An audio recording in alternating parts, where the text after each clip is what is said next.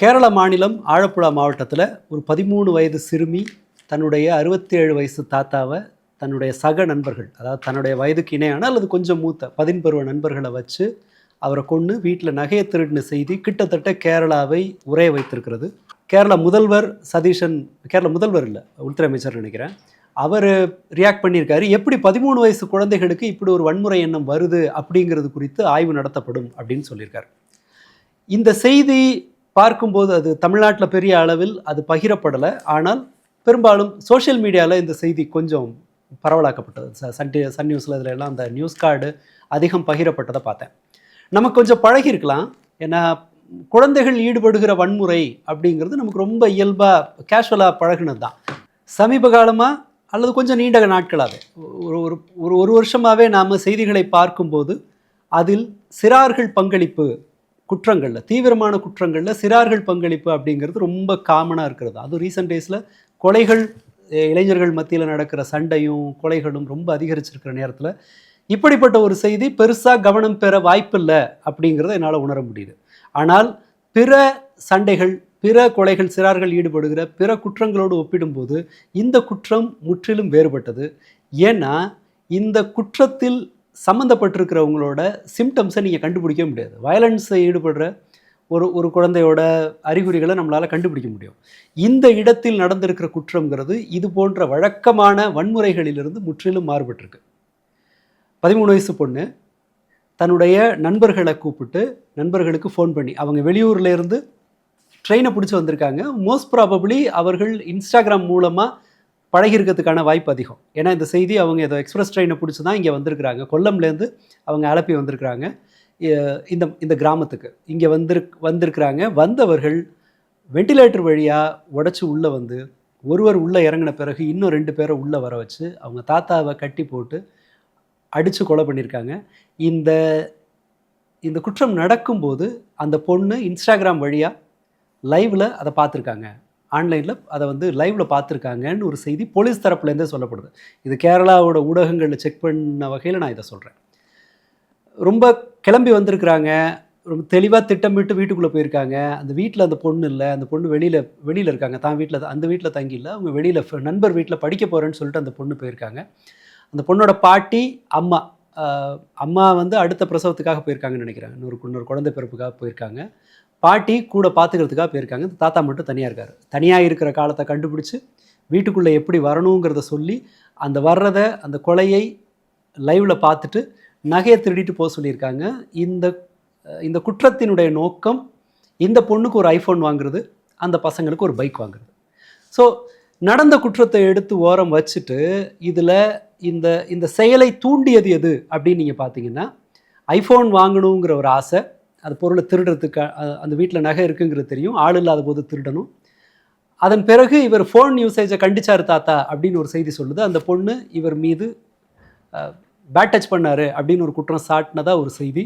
அது எந்த அளவு நம்புறதுங்கிறத நாம் கொஞ்சம் பிற்பாடு பண்ணணும். ஏன்னா இந்த வன்முறை எண்ணம் இருக்கும் குழந்தைக்கு ரொம்ப இலகுவாக 13 வயசில் ஒரு கொலை செய்கிறதுக்கான எண்ணம் அவங்களுக்கு இருக்குன்னு சொன்னால் இது பொய் குற்றச்சாட்டாக இருக்கவும் வாய்ப்பு உண்டு. மோஸ்ட் ப்ராபப்ளி நாம் இந்த ஃபோன் யூசேஜை கண்டிச்சிருக்கிறதுக்கான வாய்ப்பு உண்டுங்கிற அளவுலேருந்து எடுத்துக்கலாம். இப்படி ஒரு காரியத்தை செய்கிறதுக்கு எவ்வளவு பெரிய திட்டமிடல் வேணும், எவ்வளவு துணிச்சல் வேணும், இது எல்லாமே 13 இயர்ஸில் இருக்குங்கும்போது இதை எது தூண்டி இருக்கும் அவங்கள?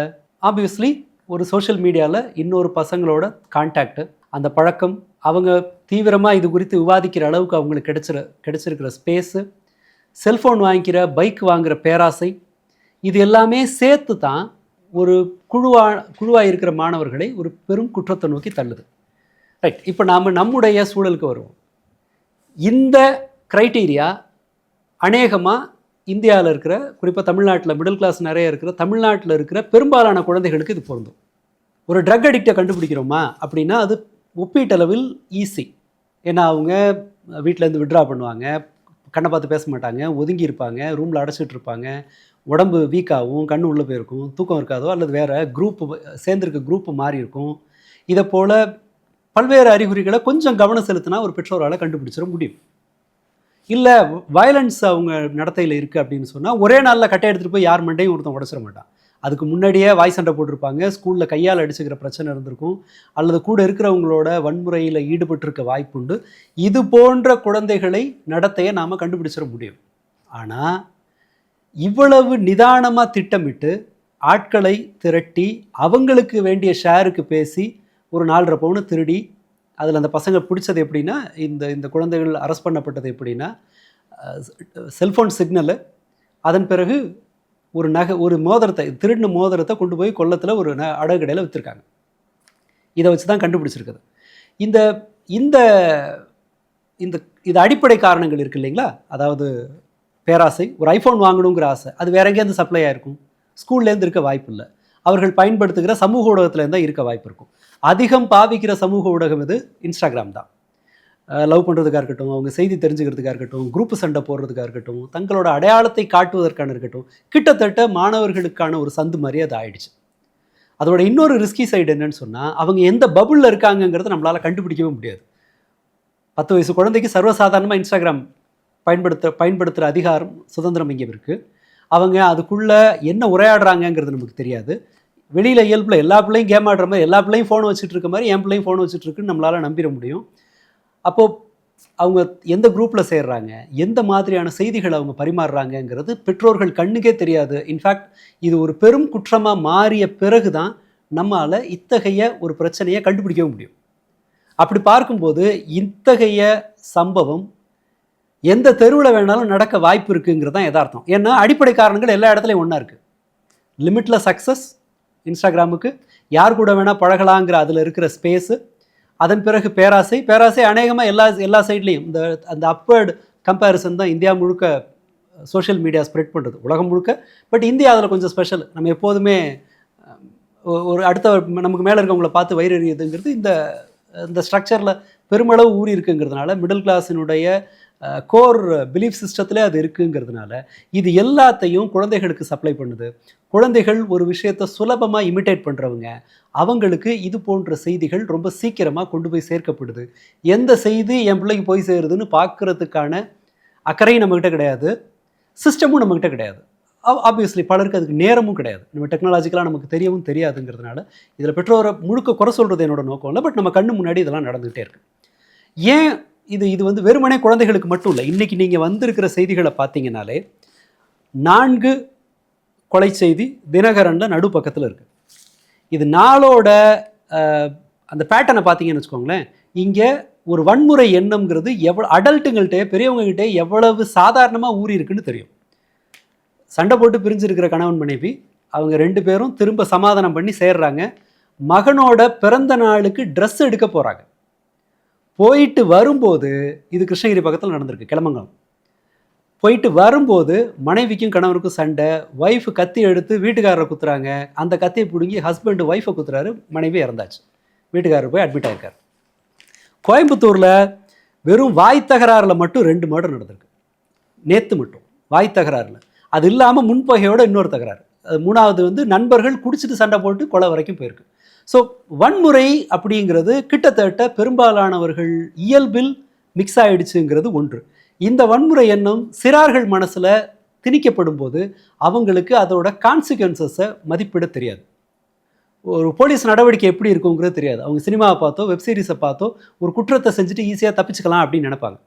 ஈவன் இதுலேயும் சில சமீபத்தில் நடந்த சிறார் கொலைகள்லையும் கூட இந்த தலை காணா போகிறதுங்கிறது இருக்குது, இந்த இளைஞர்கள் அவங்க ஈடுபடுற இதில். அண்டு மிளகாப்பொடி தூவிருக்குது. இந்த குறிப்பிட்ட இன்சிடெண்ட்டில் மிளகாப்பொடி தூவிருக்காங்க. கொலையை செஞ்சுட்டு இந்த பசங்க க்ளவுஸ் போட்டுட்டு கொலை பண்ணியிருக்காங்க.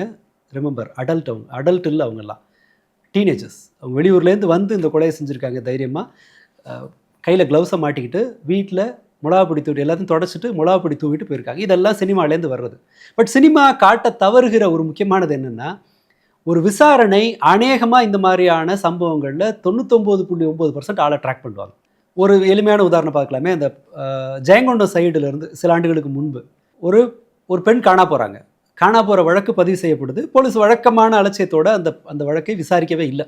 அவங்க பெருசாக காணாங்கட்டில் ஏன் ஓடி போயிடுச்சு அப்படின்னு சொல்லிட்டு விட்டாங்க. அண்ட் அந்த பெண்மணிக்கு வேறு தொடர்புகள் இருந்தது அப்படிங்கிற குற்றச்சாட்டும் ஊருக்குள்ளே இருந்ததுனால அவங்க பெருசாக கவனம் செலுத்தலை, அது எப்போ வந்துரும்னு சொல்லிட்டு.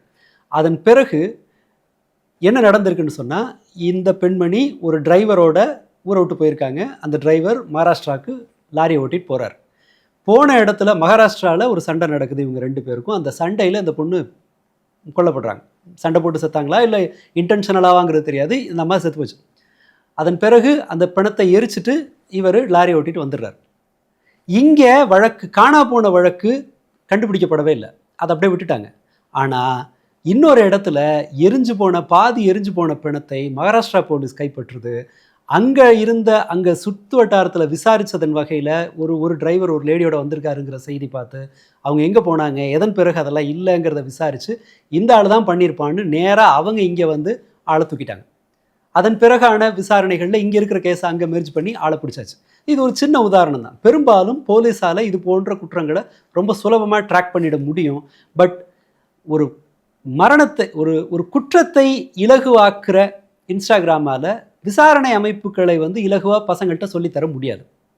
அண்ட் பேராசையை தூண்டுறதை நம்ம யாராலையும் தடுக்க முடியாது. இப்படி பார்க்கும்போது இந்த ரிஸ்க் வந்து அநேகமாக எல்லோரிடமும் இருக்குது. எல்லா இடத்திலையும் இந்த ரிஸ்க் இருக்குது. ஆனால் கெடுவாய்ப்பாக நம்மளால் நம்மளை சுற்றி இருக்கிற குழந்தைகள் எந்த அளவு இதில் என்கேஜ் ஆகியிருக்காங்க, அவங்களோட டிபெண்டன்சி எந்த அளவு இருக்குது அப்படிங்கிறத கண்டுபிடிக்கிறதுக்கான வாய்ப்பு அநேகமாக இல்லை. உலகளாவிய அளவில் இல்லை. அதான் உண்மை. நீங்கள் இன்னும் பல குழுக்கள் தமிழ்நாட்டில் பார்த்தீங்கன்னா ஒரு ரவுடிசம் பண்ணுற குழுக்கள், கூலிப்படையாக செயல்படுகிற குழுக்கள் எல்லாமே இன்ஸ்டாகிராமில் அக்கௌண்ட் வச்சுக்கிட்டு ஒருத்தருக்கு ஒருத்தர் ஃபயர் விடுறது சர்வசாதாரணமாக நடக்குது. பல ஆண்டுகளாக இது குறித்த எச்சரிக்கை வருது. நம்ம யாரும் பெருசாக அதை பற்றி அலட்டிக்கல. ஈவன் அரசாங்கத்தினுடைய நிறுவனங்கள் கூட இது குறித்து பெரிய அளவில் கவலைப்பட்ட மாதிரி தெரியல.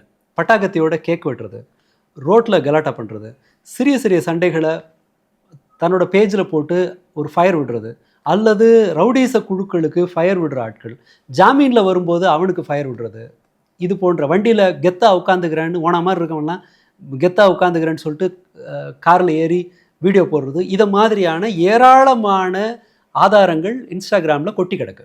ஆனால் நம்ம யாருக்கும் அது குறித்து பெருசாக கவலைப்பட நேரம் இல்லை. தமிழ்நாட்டினுடைய செய்தி நுகர்வில் இருக்கிற ரொம்ப முக்கியமான பிரச்சனை என்னென்னா, இங்கே ஒரு செய்தியை மக்கள் எல்லாரும் கவனிக்கணும்னா அதில் ஒரு கவர்ச்சி இருக்கணும். ஒன்று ஒரு 15-20 பேர் போய் சேர்ந்துருக்கணும், அல்லது அதில் வேறு பல விஷயங்கள்லாம் இருக்கணும் கவர்ச்சிகரமான. அதில் ஏதோ ஒரு கள்ளக்காதலோ அல்லது இந்த மாதிரியான செய்திகள்லாம் இருந்தால் ஒழிய நாம் ஒரு தீவிரமான குற்றத்தை பொருட்படுத்த தவறிட்டோம். மேபி டெய்லி தான் காஃபி டீ மாதிரி 3 வேளை சாப்பிட்றது மாதிரி வேளைக்கு ஒரு இது போன்ற தீவிரமான குற்றங்கள் செய்தி வருதுங்கிறதுனால நம்ம கவனம் இல்லாமல் இருக்கலாம். பட் குழந்தைகள் இதில் இன்வால்வ் ஆகுறதுங்கிறது, குழந்தைகள் ஒரு மாதிரியான கூலிப்படைகளுக்குள்ளே போகிறது, குழந்தைகள் பேராசையினால் குற்றம் செய்வது, இதெல்லாம் அதிகரிக்குது அப்படின்னு சொன்னால் ஒரு இடத்துல அது நடந்திருக்கலாம். ஆனால் அது நடக்கிறதுக்கான கிரவுண்ட் ஒர்க்கு எல்லா இடத்துலையும் இருக்குன்னு அர்த்தம். 1000 குழந்தைக்கு இதை போன்ற ஒரு ஆசை தூண்டிவிடப்பட்டால் தான் ஒரு குற்றம் அங்கே நடக்கும். ஏன்னா செய்கிறதுக்கான தைரியம், செய்கிறதுக்கான நண்பர்கள், இது எல்லாமே வர வாய்ப்பு இருக்குது. ரியல் லைஃப்பில் நண்பர்களை நீங்கள் மிஸ் பண்ணாலும் யாரோ ஒருத்தர் உங்களுக்கு சொல்லலாம். சுதாரிக்கிறதுக்கான நேரம் நமக்கு கிடைக்கும். பட் இது போன்ற சமூக ஊடகங்களில் நாம் சுதாரிக்கிறதுக்கான வாய்ப்பே கிடையாது. இன்னொரு இடத்துல அவங்க பாட்டுக்கு விளையாடுறாங்க, அவங்க பாட்டுக்கு யார் கூட பேசிகிட்டு இருக்காங்க அப்படின்னு நம்ம நினச்சிட்டு இருக்கலாம். இப்போ நான் வலியுறுத்துறது 15-16 வயசு வரைக்கும் இருக்கிற குழந்தைகள்னு சொன்னால், பெற்றோர்கள் யாராவது பார்க்குறீங்கன்னு சொன்னால் முதல்ல 15-16 வயசு போச்சுன்னா அந்த சேட்டெல்லாம் ரெகுலராக செக் பண்ணுறதுக்கான வழியை பாருங்கள். சேட்டை டெலீட் பண்ணால் அதற்கு என்ன பண்ணுறதுங்கிறத அப்புறம் முடிவு பண்ணுங்கள். 10 வயசுக்கு உட்பட்டவர்கள்னு சொன்னால் ஒருபோதும் இது போன்ற சோஷியல் மீடியாக்களை அணுகிறதுக்கு அனுமதி தர வேண்டாம். அண்ட் இன்னொன்று, இந்த வன்முறையை ரொம்ப இயல்பாக கொண்டு வந்து சேர்க்கிற கண்டென்ட்டுகள் குறித்தான தொடர்ந்து ஒரு அவேர்னஸை அந்த பள்ளிகள் மூலமாக கொடுக்க சொல்லுங்கள். அண்ட் இன்னொன்று, பழிவாங்கிற உணர்வு, அவங்க ஃபாலோ பண்ணுற பேஜ் எல்லாம் கொஞ்சம் சிக்கலாக இருக்குது, பணம் திருடு போகுது, வீட்டில் சேர்க்கை ஒரு மாதிரி மர்மமாக இருக்குது அப்படிங்கிறதெல்லாம் வந்துச்சுன்னா எல்லாம் நல்லா இருக்குன்னு கற்பனையாக நம்பிக்காமல் இது குறித்து அட்டென்ஷன் எடுக்க வேண்டியது பெற்றோர்களோட கடமை. ஏன்னா இது ஒரு குழந்தை அதில் வெறுமனே சும்மா போய் ஜாயின் பண்ணலாம். பட் ஒரு குழுவாக ஒரு வன்முறையில் இறங்கும் போதோ, குழுவாக ஒரு குற்றத்தில் ஈடுபடும் போதோ, அதில் பெருமளவு சம்மந்தம் இல்லாத அல்லது அதில் விருப்பம் இல்லாதவங்களுக்கு ஒரு பைஸ்டாண்டர் எஃபெக்ட் மாதிரி அது வரலாம். எல்லாரும் பண்ணுறாங்கும்போது நம்மளும் செஞ்சு பார்ப்போம், கிக்கு தானே அப்படின்னு இருக்கலாம். அல்லது கூட்டிகிட்டு போகிற குழந்தைகளுக்கு அதை நடத்துறது ஒரு ஆளாக இருக்கலாம். பட் சேர்த்துட்டு போகிற குழந்தைங்களுக்கு அதோட சீரியஸ்னஸ் தெரியாது. சும்மா போய் எடுத்துகிட்டு வரலாம் அப்படின்னு எடுக்க போகிறது வேறொரு குற்றத்தில் முடிய வாய்ப்பு இருக்குது. இதில் விக்டிம் யாராக வேணால் இருக்கலாம், கூட்டிகிட்டு போகிறவங்க எதில் வேணால் மாட்டலாம். ஏன்னா 13 வயசு 14 வயசுங்கிறதுல ஈவன் 18 வயசு வரைக்குமே இது ஒரு எக்ஸைட்மெண்ட்டில் நம்ம என்ன செய்கிறோங்கிறது குறித்த பெரிய அறிவு இருக்காது. அண்ட் குரூப்பாக சேரும்போது யார் ஒருவரும் குற்றத்தை சுலபமாக செஞ்சுருவாங்க. ஏன்னா தனியாக செய்யும்போது அது முழு பொறுப்பு நான் தாங்கிறத மைண்ட் அலர்ட் பண்ணும். குரூப்பாக செய்யும்போது இன்னொருத்தர் பேரில் பழிய போட்டுடலாங்கிறதுனால இயல்பாகவே நாம் குழுவாக ஒரு தவறு செய்கிறதுக்கு பெரும்பாலும் மக்கள் தயங்க மாட்டாங்க. எல்லாரும் யூரின் போன இடத்துல இன்னொருத்தர் போய் தானும் போக அனுமதி இல்லாத இடத்துல ஒரு 10 பேர் அந்த இடத்துல யூரின் போயிருக்காங்கன்னா புதுசாக ஒரு போகிறவன் வந்து அங்கே யூரின் போக தயங்க மாட்டான். ஏன்? அது ஏற்கனவே 10 பேர் செஞ்சுட்டாங்க. எல்லாரும் திருடிட்டு போகிற போது சாதாரண மக்கள் திருடின வரலாறு உண்டு. கோயம்புத்தூரில் கலவரத்தின் போது துணிக்கடைகளை போய் கொள்ளையடித்தது சாதாரண மக்கள். ஏன்? எல்லாரும் அடுத்தவன் திருடிட்டாங்க, எனக்கு அந்த பேர் வராதுன்னு. ஸோ இந்த குரூப் மனோபாவமும் இன்ஸ்டாகிராம் வழியாக தூண்டப்படலாம். இது ஒரு புது நெருக்கடியாக இளம் சிறார்கள்ட்ட இருக்குது. முன்னேறிய நாடுகளில் இது போன்ற கண்டென்ட்டுகள் பகிரப்பட்டால் இணைய சர்வைலன்ஸ் அங்கே இருக்குது. குழந்தைகளுக்கு இது போன்ற கண்டென்ட் போகுதுன்னா அது ரொம்ப ஸ்ட்ரிக்டாக ரெகுலேட் பண்ணுவாங்க. பள்ளிகளில் வைஃபை வழியாக இது போன்ற செய்திகள் நுகரப்படுதாங்கிறத அவங்களால செக் பண்ண முடியும் இதில். அண்டு மாலை நேரத்தில் போலீஸ் ரோந்து போகிறது, பள்ளிகளில் ரேண்டமாக விசிட் பண்ணுறது, போதைப் பொருளுங்கிற மாதிரியான இருக்குது. ஸ்டில் இதெல்லாமே கூட பத்தாது. ஆனாலும் அந்த அளவிற்கு கூட இந்தியாவில் இது போன்ற குற்றங்கள் பெருசாக பொருட்படுத்தப்படுறதில்ல. பட் இந்த ட்ரெண்ட் அதிகமாகிட்டே இருக்குது. அடல்ட்டை கட்டுப்படுத்துறதை விட ஒரு குழந்தைகள் குற்றத்தை கட்டுப்படுத்துறது ஆரம்பித்த பிறகு கஷ்டம். ஏன்னா ஒன்ஸ் அவங்க சிறைக்கு போயிட்டு வந்தால் அதன் பிறகு அவங்க செய்கிறதுக்கு பெரிய வேலை இருக்காது. குற்றம் ஒரு தொடர் செயல்பாடாக அவங்களுக்கு மாறும். இது ஒரு தீவிரமான ஒரு நெருக்கடி. சிம்பிள் எக்ஸாம்பிள், தஷ்வந்த்னு ஒரு பையன் நம்ம எல்லோரும் கேள்விப்பட்டிருப்போம். இங்கே சென்னை புறநகர் பகுதியில் ஹாசினின்னு ஒரு பொண்ணை தன் பக்கத்து ஃப்ளாட்டில் இருக்கிற குழந்தைய வீட்டுக்கு கூப்பிட்டு ரேப் பண்ணி அவங்கள முடித்து கொண்டு போய் ரோட்டு ஓரம் போட்டு எரிச்சார். கைது செய்யப்பட்டு அவங்க பெற்றோர்கள் செல்லப்பிள்ளை படாத பாடுபட்டு இருக்கிறதெல்லாம் அடித்து பையனை ஜாமீனில் கூட்டிகிட்டு வந்தாங்க. ஜாமீனில் கூட்டிகிட்டு வந்த பையன் அவங்க அம்மாவை அடித்து கொன்னுட்டு தப்பிச்சு போனார் இங்கேருந்து. அந்த பையன் வெளியில் வந்துட்டார், போதுமான ஆதாரங்கள் இல்லைன்னு சொல்லிட்டு. பட் தஷ்வந்தா மாறுறதுக்கான அடிப்படை அநேகமாக பல குழந்தைகளுக்கு தெரியாமல் தரப்படுது. கேட்குறதெல்லாம் வாங்கி கொடுக்குறது, காத்திருக்க அவசியமே இல்லாத ஒரு சூழலில் குழந்தைகளை வைத்திருப்பது, இது எல்லாமே யார் ஒருவரையும் ஒரு குற்றத்தை நோக்கி தள்ளலாம், அவங்கள குற்றவாளியாக மாற்றிட முடியும். வாய்ப்பு இருக்கவர்கள் இது குறித்து தங்களோட சுற்றத்தில் இருக்கிறவர்கள்ட்ட ஒரு உரையாடலை துவங்குவது நல்லதுன்னு நினைக்கிறேன். நன்றி.